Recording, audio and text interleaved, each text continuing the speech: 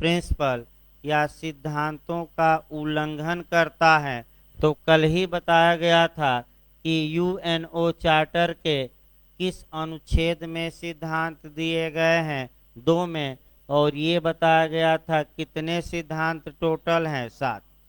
यानी कि अगर यूएनओ के 193 सदस्य राज्य हैं, अगर कोई राज्य यूएनओ के इन 7 सिद्धांतों में से किसी एक या एक से अधिक का, एक बार नहीं, याद रखें, बार बार, यानी कि कुत्ते की दुम कहा जाता है कि एक बार सीधा करे फिर टेढ़ा, तो बार बार क्या करता है, वायलेशन करता है, उल्लंघन करता है, तो उसको यूएनओ से ही बाहर कर दिया जाएगा। लेकिन कैसे किया जाएगा, तो फिर वही पुरानी कहानी दोहरानी है। सुरक्षा परिषद प्रस्ताव पास करेगी और उसका अनुमोदन कौन करेगी, महासभा। तो सुरक्षा परिषद कितने से प्रस्ताव पास करेगी, आपका 9 सकारात्मक मत, जिसमें 5 अस्थायी सदस्य भी शामिल हैं, और महासभा कितने से संकल्प पास करेगी, उपस्थित और मत देने वालों का 2/3। अब इसी को कोरिलेट करना है, आईपीसी से थोड़ा कोरिलेट करके पढ़ना है, और दिमाग आईपीसी में ले जाइए।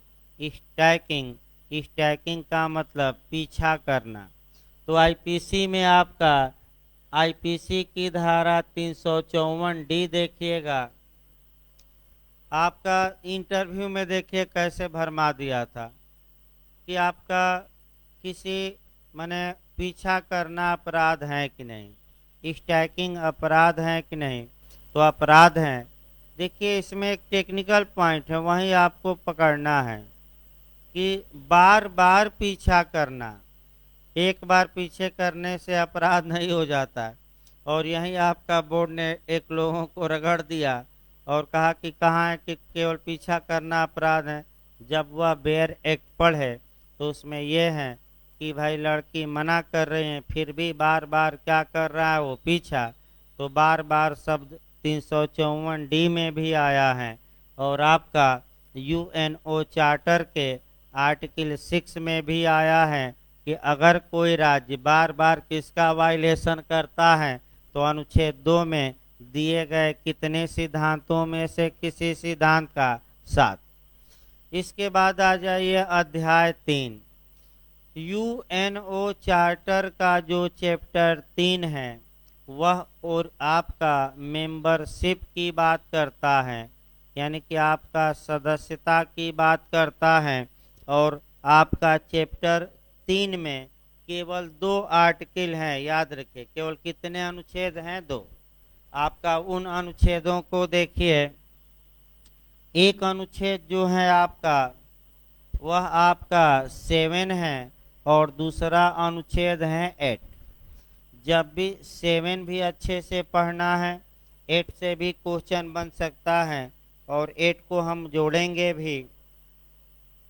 देखिए संयुक्त राष्ट्र संघ के आपका अंग बताए गए हैं, यानी कि पार्ट बताए गए हैं। तो 6 आपका या 6 प्रमुख अंग होंगे, यानी कि जो मुख्य अंग होंगे, मेन पार्ट होगा, वह कितना होगा, 6 होगा। और इसके बाद से आपका कह सकते हैं कि अन्य पार्ट भी हो सकते हैं, जिन्हें आपका कह सकते हैं कि इस चार्टर के तहत निर्मित किया जाए। लेकिन उन अंगों को मेन पार्ट न कह के हम क्या कहेंगे, सेकेंडरी पार्ट, द्वितीयक अंग या सहायक अंग या गौण अंग, याद रखिए सेकेंडरी पार्ट। अब यहीं से आपका क्वेश्चन एक बनता है कि मुख्य अंग कौन कौन से हैं।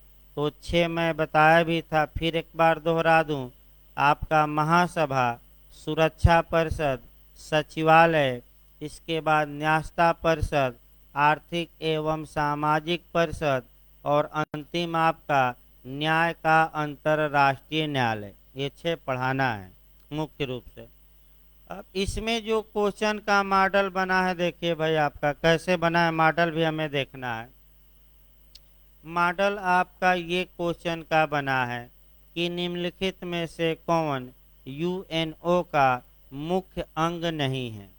अब इसमें से 6 जो मैं बताया, इसमें से 3 तो दिया रहेगा और एक दे देगा दूसरा कोई, जैसे कि ILO दे दिया, अंतर्राष्ट्रीय श्रम संगठन, या यूनेस्को दे देगा, यूनिसेफ दे देगा, जो भी दे, या अंतर्राष्ट्रीय पर्यटन दे देगा संगठन, यानी कि जो भी दे।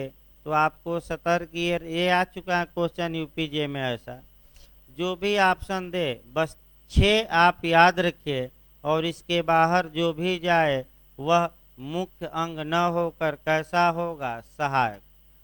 तो जो सहायक अंग है आपका 17 सहायक अंग है, और इन अंगों को भी पढ़ना है।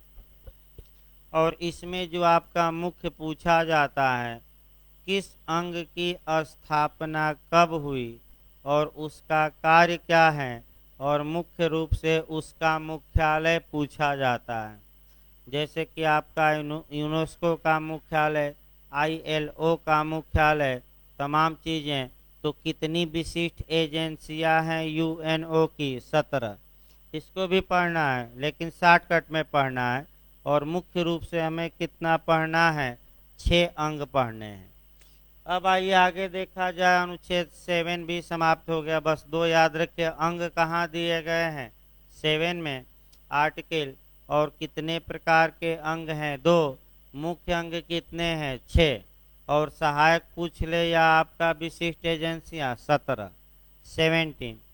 इसके बाद आर्टिकल 8 भी आपका 2 ही लाइन में जानना है, ज़्यादा नहीं है भी, कि जो यूएनओ है उसमें जो स्त्री और पुरुष होंगे उनका उनके बीच कोई विभेद नहीं किया जाएगा, चाहे वह यूएनओ के 6 प्रमुख अंग हों या जो 17 विशिष्ट एजेंसियां हैं। स्पेसिफिक आपका एजेंसी हैं, अभिकरण है कितने, 17। उसमें नियुक्ति, उसमें कार्य इत्यादि के दौरान क्या स्त्री और पुरुषों में विभेद किया जाएगा कि नहीं। तो आपका क्या जवाब रहेगा, विभेद नहीं किया जाएगा।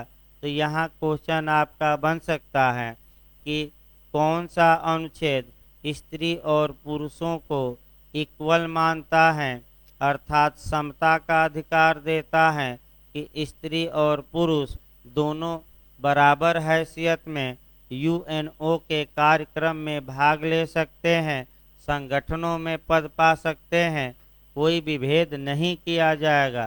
तो कौन सा आर्टिकल मार्क कराएंगे, 8। भाई याद रखिए। यहाँ थोड़ा संविधान से भी आपको जोड़ना पड़ेगा कि भारतीय संविधान के किस आर्टिकल में इक्वलिटी बिफोर आपका लॉ की बात की गई है, विधि के समझ समता की बात की गई है। तो आपका जवाब रहेगा भारतीय संविधान का अनुच्छेद 14 के तहत विधि के समझ सब समान हैं, चाहे स्त्री हो या पुरुष हो। और आपका और अनुच्छेद 15 भी कहता है कि लिंग के आधार पर सरकारी नौकरियों से भिन्न मामलों में, सरकारी नौकरी नहीं, सरकारी नौकरियों से भिन्न मामलों में विभेद नहीं किया जाएगा। और आर्टिकल 16 स्पष्ट बताता है कि और भी आधार हैं कि लिंग के आधार पर सरकारी सेवाओं में या सरकारी नौकरियों में विभेद नहीं किया जाएगा। यानी कि आर्टिकल 14 समता का अधिकार देता है। तो समता के स्पेसिफिक रूप, विशिष्ट रूप आगे हैं आपका 15 से लेकर 18 तक में। आर्टिकल 15 भी स्पष्ट रूप से लिंग, केवल लिंग के आधार पर विभेद को रोकता है आपका सरकारी नौकरियों से भिन्न मामलों में। और सरकारी नौकरियों में किस में रोका गया है, आर्टिकल 16 में, कि राज्य विभेद नहीं करेगा कि ये स्त्री हैं ये पुरुष हैं। अब आया कि एक आपका, अब एक मेल एक फीमेल और आपका एक और होता है त्रिशंकु जैसे, यानी कि न 3 में न 13 में, सुने कि नहीं कभी? मेल फीमेल जब फार्म आप भरे होंगे अब एक 3 ऑप्शन आ रहा है भाई, जब अब फार्म जब भरेंगे तो एक मेल आता है, एक फीमेल आता है, और एक आपका ओ लिखा रहता है। ओ का मतलब अदर। तो इलाहाबाद विश्वविद्यालय का पिछली बार दिया था कि प्रवेश परीक्षा में लगभग 700 माने 700 लोगों ने ओ पर मार दिया था टिक। तो ये ओ क्या है, तो बताया जाए कि ना बताया जाए? बता दें, चलिए भाई आप कह रहे हैं तो बता दें। मेल फीमेल, और ये जो ओ है आपका कह सकते हैं कि अदर। अदर माने आपका कह सकते हैं थर्ड जेंडर वाले, यानी कि जो नपुंसक हैं, जैसे ट्रेन ओन में जाती होंगी तो परेशान करते हैं ना। हाँ हाँ, ट्रांसजेंडर एकदम सही बता रही हैं। तो वही ओ वाले हैं। तो इनको मैं बता दूं, सुप्रीम कोर्ट ने इनको अलग कैटेगरी में माना है अब, और ओबीसी के तहत इनको रिजर्वेशन दिया जा रहा है। यानी कि जब ये फॉर्म भरेंगे तो इनको ओबीसी माना जाएगा, और जो 27% ओबीसी का आरक्षण है उसी में ये फाइट करेंगे। ये आपका सुप्रीम कोर्ट का निर्णय है, आपका हमारा निर्णय नहीं है भाई। और इन पर आपका कल भी संविधान में बताया गया था शाम वाले बैच में कि आपका इस पर जो है आपका ये नाज फाउंडेशन एक संस्था है, सामाजिक संस्था, और इन्हीं के अधिकारों को लेकर लड़ाई लड़ती है। तो आपका थर्ड जेंडर, तो इस प्रकार आपका जो अनुच्छेद 1 से लेकर 8 तक के प्रावधान थे वे समाप्त हुए। आपका इसको लिखिए भाई, क्योंकि लिखवाना भी है ना 2 दिन से आपका। लिखिए, तब समय बचेगा तो फिर पढ़ाया जाएगा 9 से, मैंने समय बचेगा तब। कॉपी लिख निकाल लीजिए भाई। हाँ, एक ही पेन से लिखिए, हेडिंग डाल लीजिए भाई। देखिए कहाँ से आपका लिखवाना है, उद्देश्य से ना।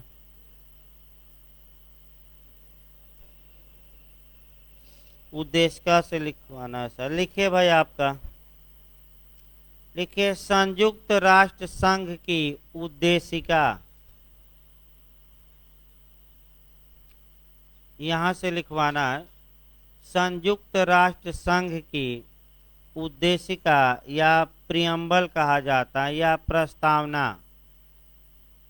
संयुक्त राष्ट्र संघ की उद्देशिका या उद्देशिका कोई दूसरी भाषा में प्रस्तावना भी कहते हैं, या हाँ उद्देशिका लिखिए, बस एक ही लिखिए वो बता। लिखिए भाई आपका पैराग्राफ चेंज करके। हाँ, पैराग्राफ चेंज कर लीजिए। लिखिए आपका उद्देशिका क्या है, लिखिए हम संयुक्त राष्ट्र संघ के लोग। पैराग्राफ चेंज करिए, हम संयुक्त राष्ट्र के लोग। ये पहला वाक्य है प्रियम्बल में। इसके बाद पैराग्राफ चेंज करना है, और पैराग्राफ चेंज करके जो आपका प्रियम्बल में 4 बातें दी गई हैं वह अलग अलग लिखना है, ABCD करके। यानी कि आपका लिखिए स्मॉल ए। पैराग्राफ चेंज कर लीजिएगा। हाँ, पैराग्राफ चेंज करिए, स्मॉल ए में लिखिए। लिखिए भावी पीढ़ियों को, माने भविष्य में आने वाले नए रंग रूटों कहिए। लिखिए भावी पीढ़ियों को युद्ध की ज्वाला से, भावी पीढ़ियों को युद्धवार, युद्ध की ज्वाला से, युद्ध की ज्वाला माने अग्नि कहा जाता है, युद्ध की ज्वाला से बचाना, युद्ध की ज्वाला से बचाना।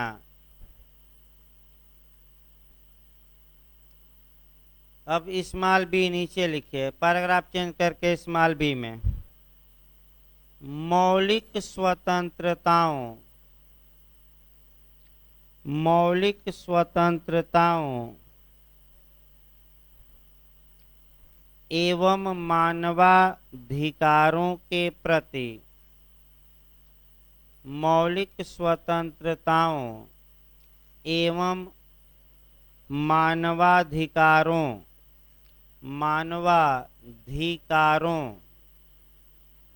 के प्रति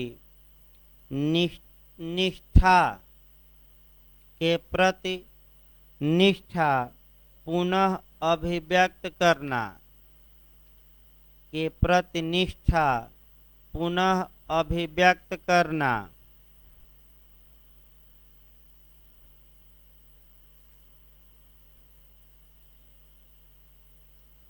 पैराग्राफ चेंज करके सी लिखिए।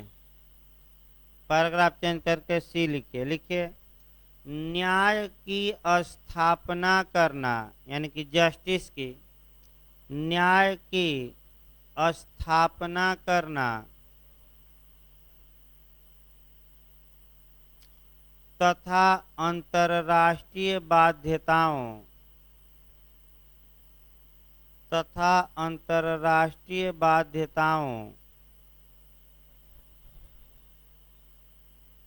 के प्रति सम्मान करना तथा अंतर्राष्ट्रीय बाध्यताओं के प्रति सम्मान करना। डी लिखिए। पैराग्राफ चेंज करके डी लिखिए सामाजिक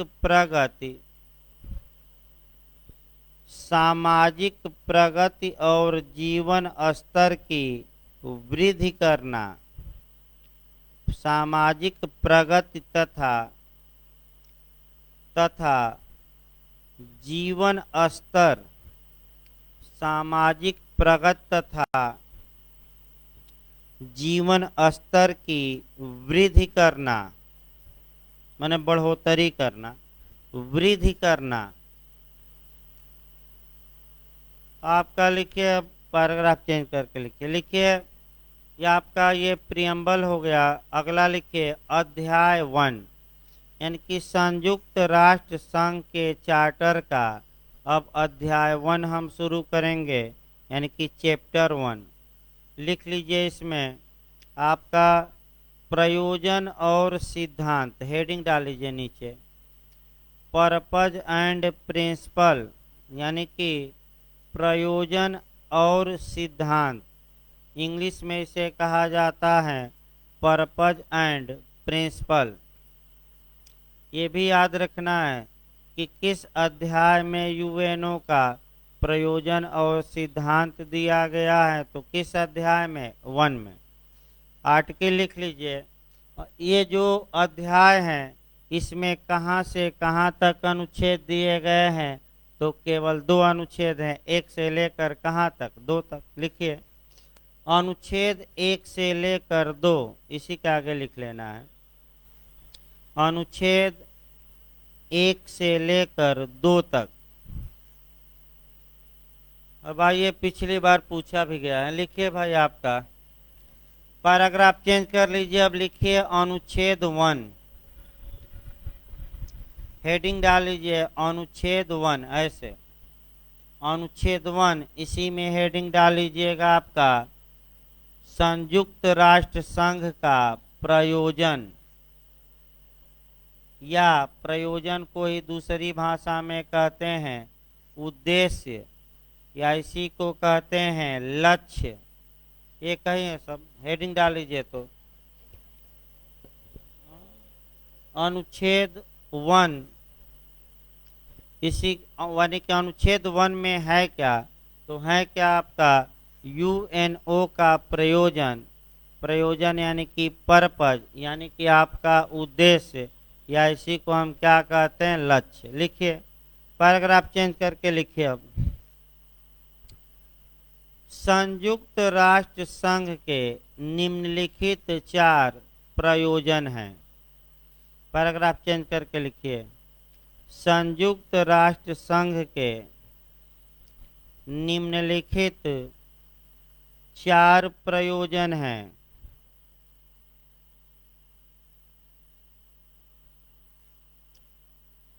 अब वो फर्स्ट या ए में लिखिए फर्स्ट या प्रथम।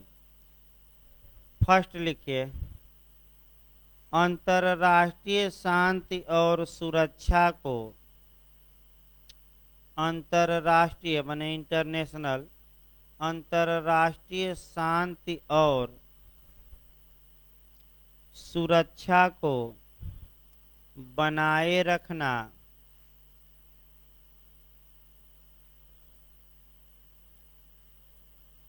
तथा आक्रामक प्रवृत्तियों को, यानी कि अटैक करने वाली प्रवृत्ति, तथा आक्रामक प्रवृत्तियों को, तथा आक्रामक प्रवृत्तियों को नियंत्रण में रखना, तथा आक्रामक प्रवृत्तियों को नियंत्रण में रखना। पैराग्राफ चेंज करके सेकंड लिखिए। सेकंड पर्पज क्या है? राष्ट्रों के बीच, राष्ट्रों के बीच मैत्रीपूर्ण संबंधों, राष्ट्रों के बीच मैत्रीपूर्ण संबंधों का विकास करना, मैत्रीपूर्ण संबंधों का विकास करना। थर्ड में लिखिए, पैराग्राफ चेंज कर लीजिए, थर्ड लिखिए। तीसरा, अंतर्राष्ट्रीय सहयोग को प्राप्त करना,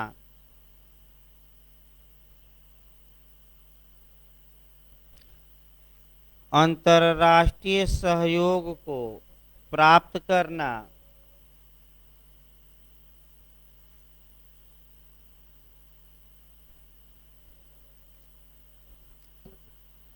सहयोग को प्राप्त करना।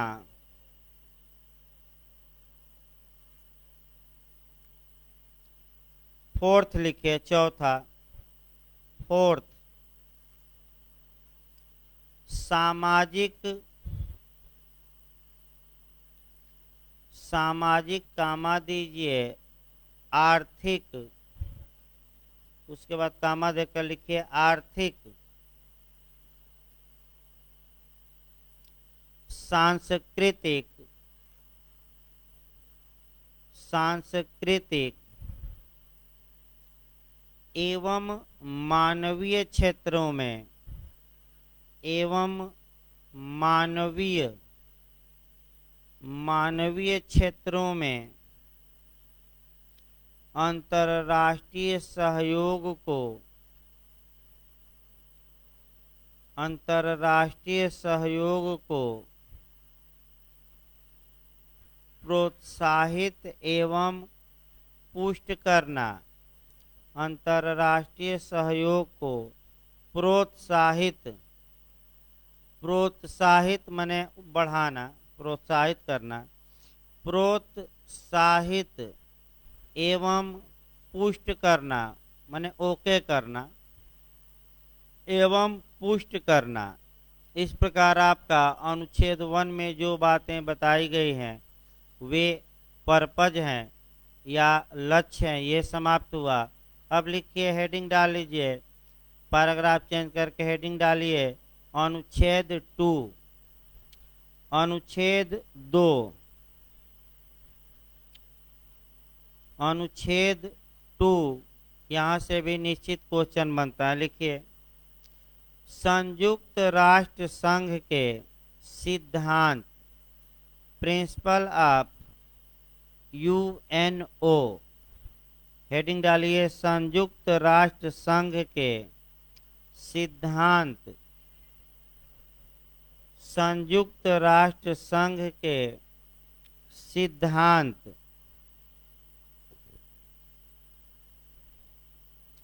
पैराग्राफ चेंज करके पहले लिखिए, कुछ लिखिए। यूएनओ के कुल 7 सिद्धांत दिए गए हैं। पहले तो ये याद रखना है कि कितने प्रिंसिपल हैं, 7। लिखिए यूएनओ के कुल 7 सिद्धांत दिए गए हैं।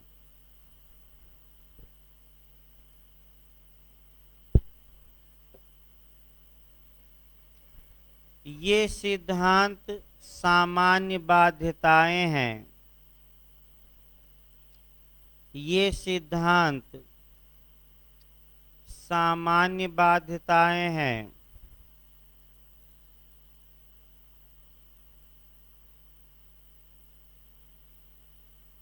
जो प्रत्येक सदस्य राज्य को जो प्रत्येक सदस्य राज्य को जो प्रत्येक सदस्य राज्य को बाध्य करती हैं।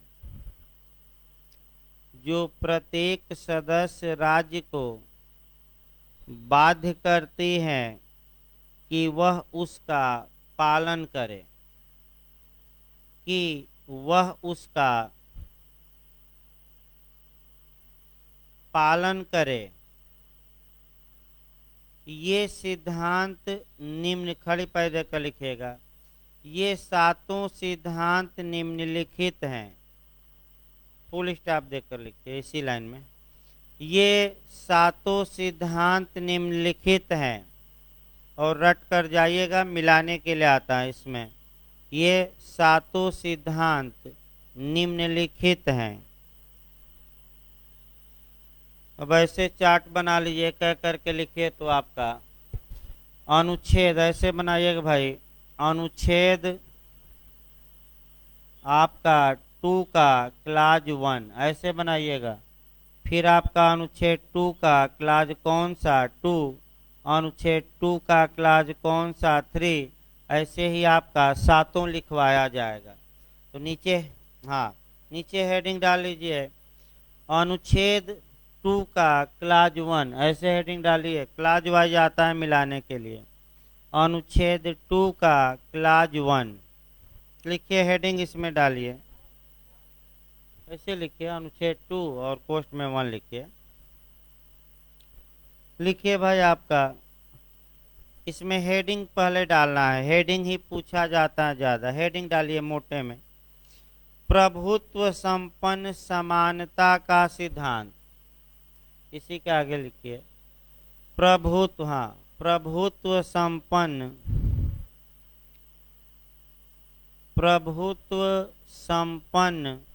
समानता का सिद्धांत। इंग्लिश में इसे कहते हैं the principle of sovereign equality. The principle of sovereign equality. जो लोग इंग्लिश में लिखना चाहें लिख सकते हैं भाई, हिंदी इंग्लिश दोनों बताया जा रहा है। यानी कि हिंदी में हुआ प्रभुत्व संपन्न समानता का सिद्धांत। लिखिए, इसमें पैराग्राफ चेंज करके लिखिए, इसकी व्याख्या लिखना है, पैराग्राफ चेंज करके लिखिए भाई। इस सिद्धांत के अनुसार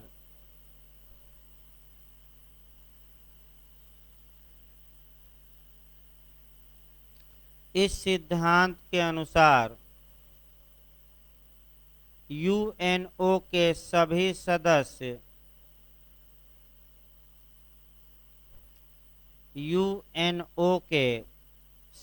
सदस्य देश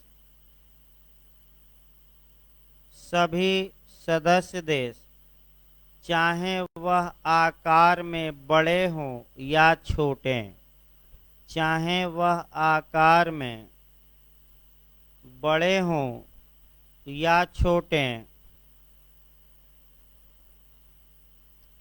वे संप्रभु होंगे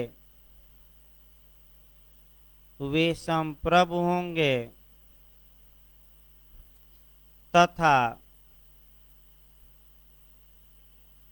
हाँ संप्रभु संप्रभु होंगे तथा उनके साथ समानता का व्यवहार किया जाएगा, माने बराबरी का, तथा उनके साथ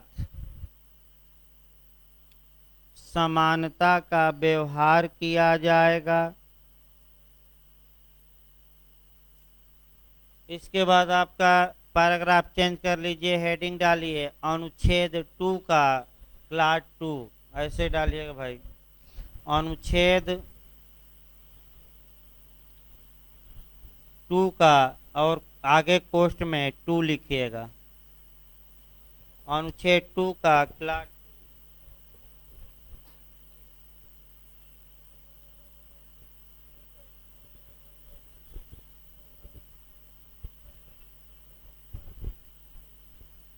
लिखिए, इसमें हेडिंग डालिए भाई आपका बाध्यताओं के पालन का सिद्धांत।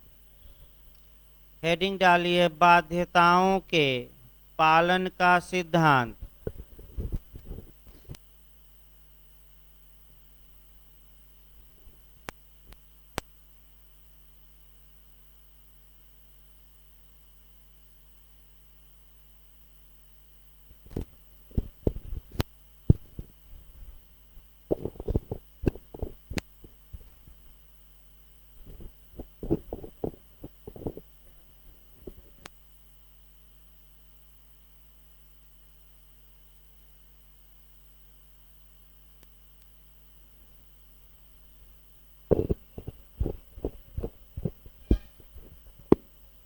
हेलो, लिखिए इसमें भाई आपका पैराग्राफ चेंज करके लिखिए, सभी सदस्य यह सुनिश्चित करेंगे कि सभी सदस्य यह सुनिश्चित करेंगे कि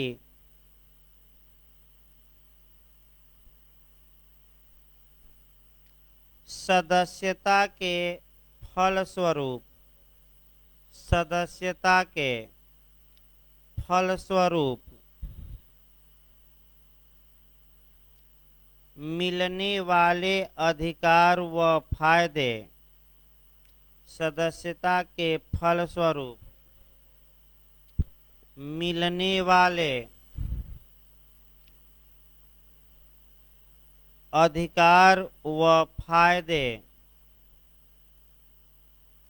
अधिकार व फायदे सभी सदस्यों को प्राप्त हो, सभी सदस्यों को प्राप्त हो,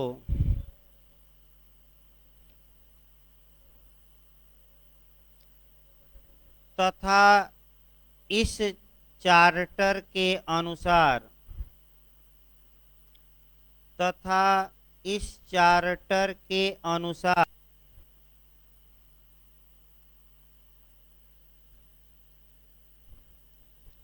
सदस्यों द्वारा ग्रहण की गई बाध्यताओं को,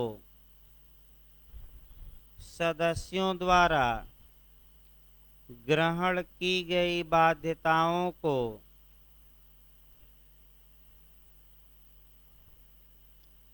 सद्भावना पूर्वक पूरा करेंगे, सद्भावना पूर्वक पूरा करेंगे।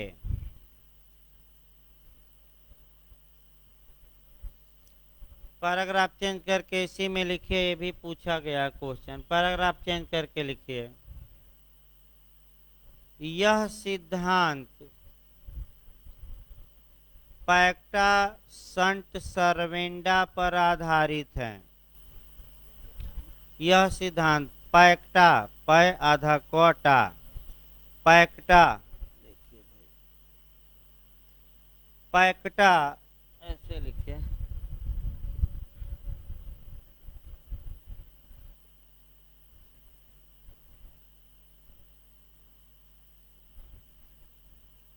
यह सिद्धांत पैक्टा संट सर्वेंडा पर आधारित है।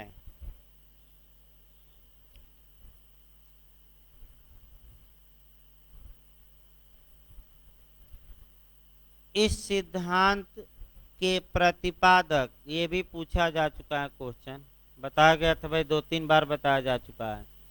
इस सिद्धांत के प्रतिपादक इटली के एंजिलाटी हैं।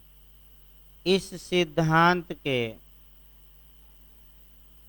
और उसके आगे लिखिए भाई, लिखिए इस सिद्धांत के, हल्का सा स्पीड बढ़ाइए लिखने की। इस सिद्धांत के प्रतिपादक यानी कि देने वाले या फादर, इस सिद्धांत के प्रतिपादक इटली के एंजिलाटी हैं।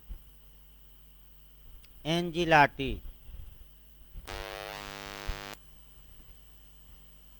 इटली के एंजिलाटी हैं। अगला लिखिए आपका, ये अगला लिखिए अनुच्छेद आपका 2 का क्लाज 3, यानी कि अनुच्छेद 2 क्लाज 3, क्लाज वाइज याद रखिएगा हेडिंग, क्लाज 3 यानी कि अनुच्छेद 2 का क्लाज 3। लिखिए इसमें भाई, अंतरराष्ट्रीय विवादों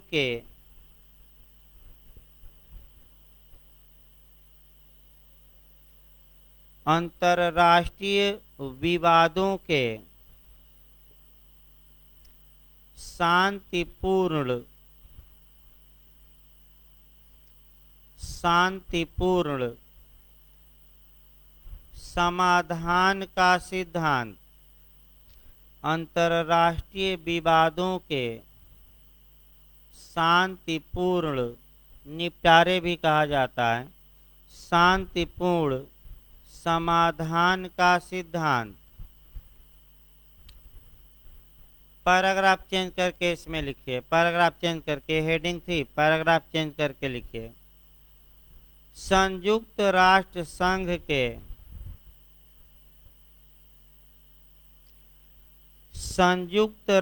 संघ के सभी सदस्य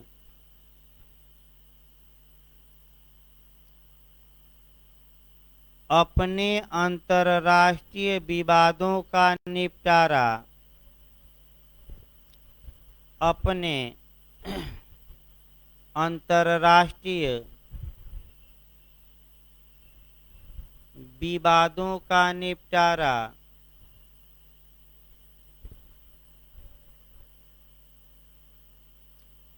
शांतिपूर्ण साधनों द्वारा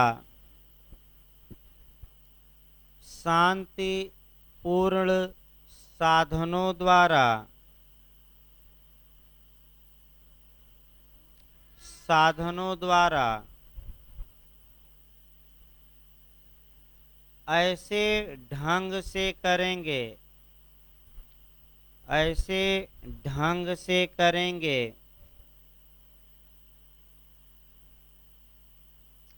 कि अंतरराष्ट्रीय शांति एवं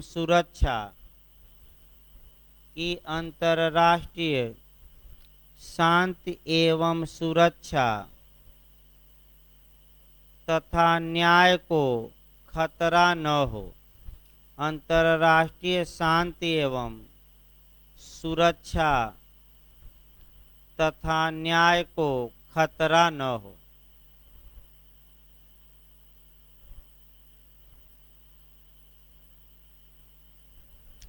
पैराग्राफ चेंज करके लिखिए, संयुक्त राष्ट्र संघ के चार्टर, संयुक्त राष्ट्र संघ के चार्टर के अध्याय 6 में, अंडरलाइन कर लीजिएगा, पूछा जा चुका है, संयुक्त राष्ट्र संघ के चार्टर के अध्याय 6 में यानी कि 6 में अंतरराष्ट्रीय विवादों का शांतिपूर्ण ढंग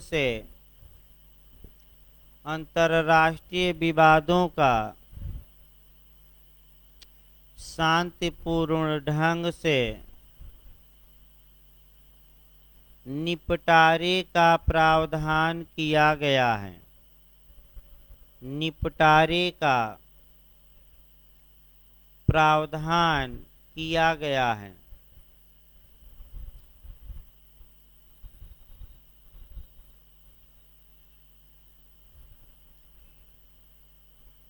भारत के संविधान को रिलेट भी कर लेना है। भारत के संविधान के अनुच्छेद 51 के तहत, भारत के संविधान के अनुच्छेद 51 के तहत राज्य का यह कर्तव्य बनाया गया है कि अनुच्छेद 51 के तहत राज्य का यह कर्तव्य बनाया गया है कि वह अंतर्राष्ट्रीय विवादों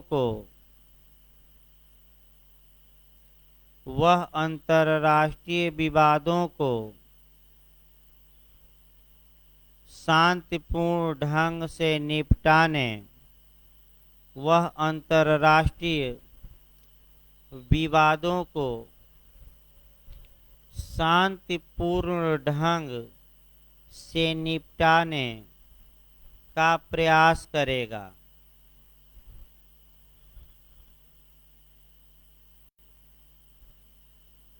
हाँ, प्रयास करेगा। अगला लिखिए अनुच्छेद 2 का क्लाज 4, अनुच्छेद 2 और आपका कोष्ठ में 4 लिखिएगा, क्लाज 4 या खंड 4, अनुच्छेद 2 और कोष्ठ में आपका 4 लिखिए। हेडिंग डालिए भाई, बल का प्रयोग न करने का सिद्धांत। हेडिंग डालिए, बल का प्रयोग न करने का सिद्धांत।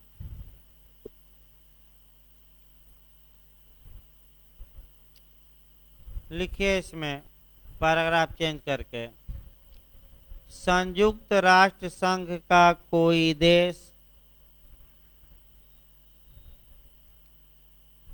संयुक्त राष्ट्र संघ का कोई देश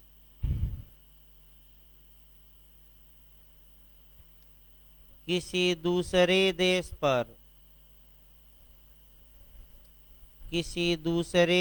पर बल का प्रयोग नहीं करेगा, बल का प्रयोग नहीं करेगा,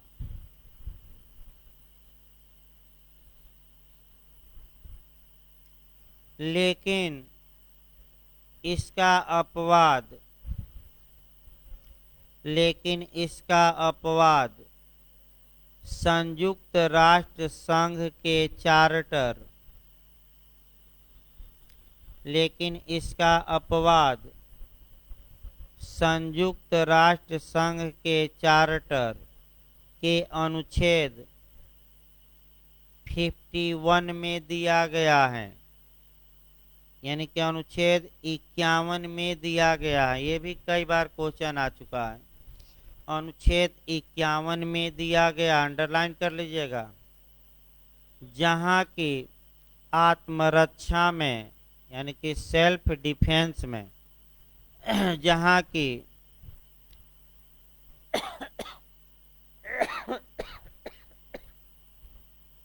आत्मरक्षा में कोई देश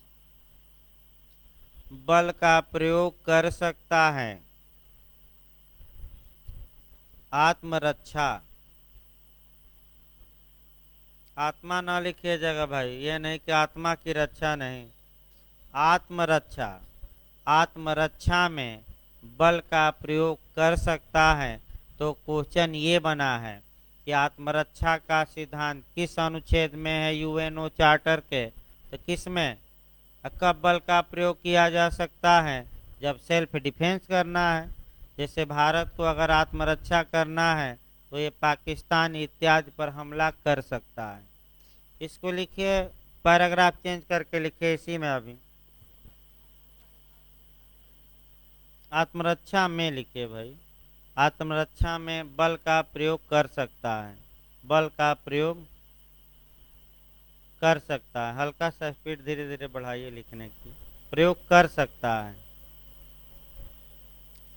पैराग्राफ चेंज करके अभी इसी में लिखना है आपका। इस खंड में जस कोजेंस का सिद्धांत समाहित है, ये भी पूछा गया है। जस कोजेंस हिंदी में लिखिएगा तो जस कोजेंस ऐसे लिखिएगा, जस कोजेंस, और इंग्लिश में JUSCOGENS,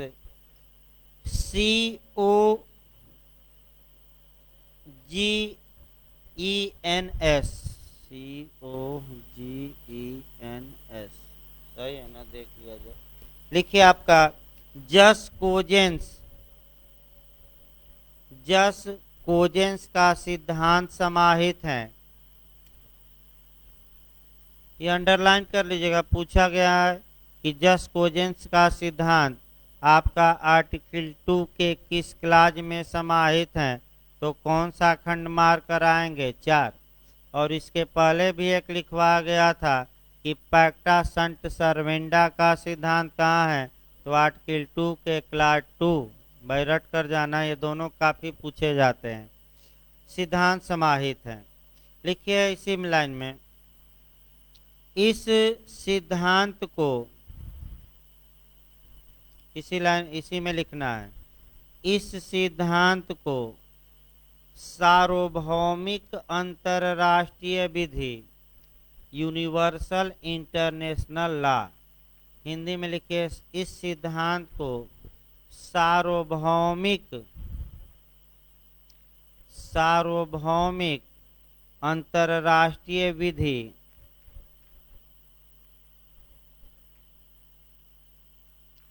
या अवश्य पालनीय सिद्धांत, अवश्य पालनीय सिद्धांत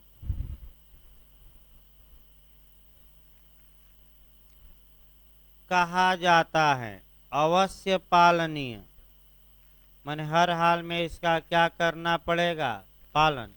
इसी को जस कोजेंस कहा जाता है।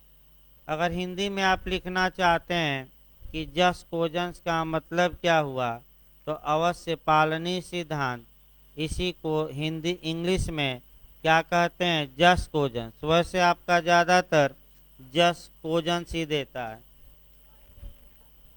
हाँ, आगे देखिए, अगला लिखिए अनुच्छेद 2 का क्लाज 5,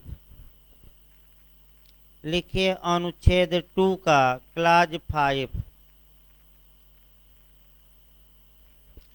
अनुच्छेद 2 कोष्ट में 5, लिखिए आपका संयुक्त राष्ट्र को हेडिंग डालना है, संयुक्त राष्ट्र को सहायता देने का सिद्धांत,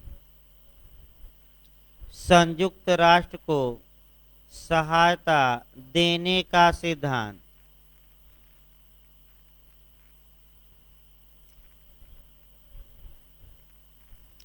पैराग्राफ चेंज करके लिखिए, संयुक्त राष्ट्र संघ के सभी सदस्य देशों का यह कर्तव्य होगा, संयुक्त राष्ट्र संघ के सभी सदस्य देशों का यह कर्तव्य होगा कि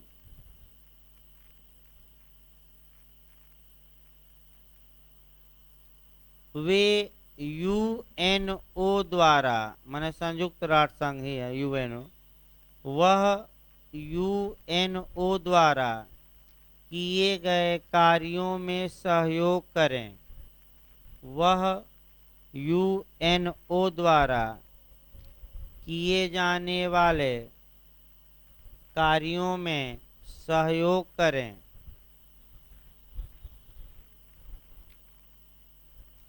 अगला लिखे पैराग्राफ चेंज करके अनुच्छेद 2 का क्लाज 6, हेडिंग डालिए अनुच्छेद 2 का क्लाज 6, ये भी पूछा जा चुका है क्वेश्चन।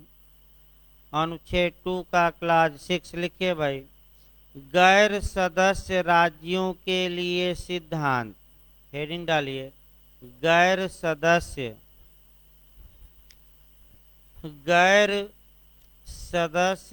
राज्यों के लिए सिद्धांत।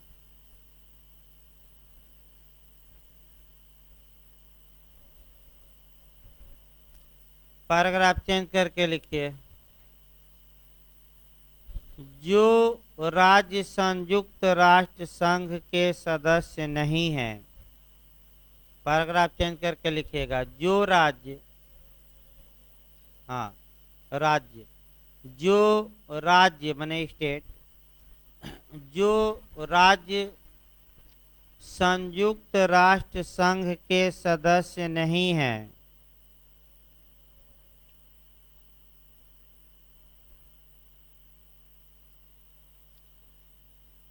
उनका कर्तव्य होगा कि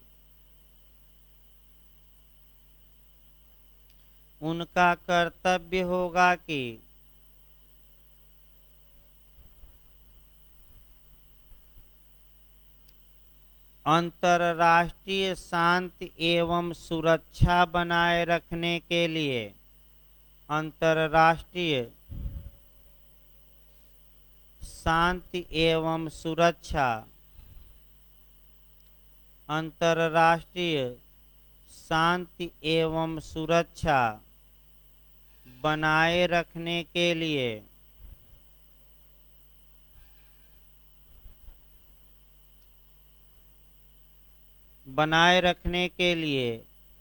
इस चार्टर के सिद्धांतों का पालन करेंगे।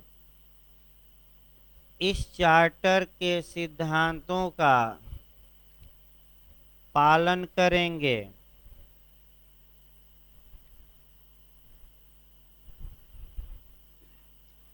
अगला लिखिए, अनुच्छेद 2 का क्लाज 7,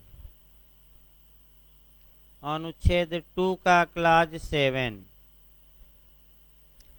हेडिंग डाल लीजिए, अनुच्छेद 2 का क्लाज 7, हेडिंग डाल लीजिए भाई। राज्यों के घरेलू मामलों में, राज्यों के घरेलू मामलों में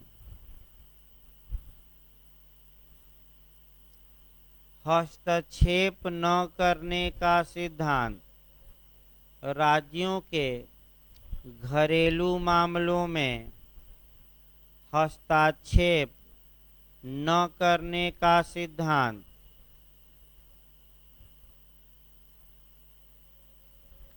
घरेलू को आपका आंतरिक भी कहा जाता है, इंटरनल।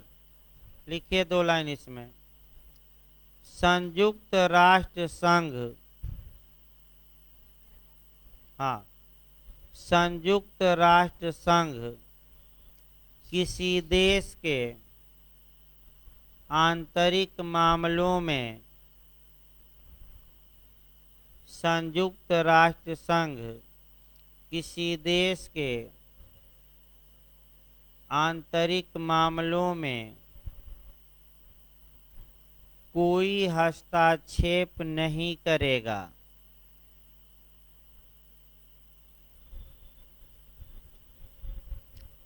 कोई हस्तक्षेप नहीं करेगा। एक लाइन और लिखिए, किन मामलों को आंतरिक मामला माना जाए, किन मामलों को आंतरिक मामला माना जाए तथा किन को बाह्य मामला माना जाए, तथा किन को बाह्य मामला माना जाए,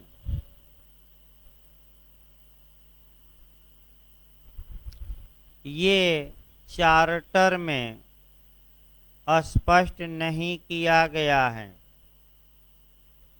ये चार्टर में स्पष्ट नहीं किया गया है।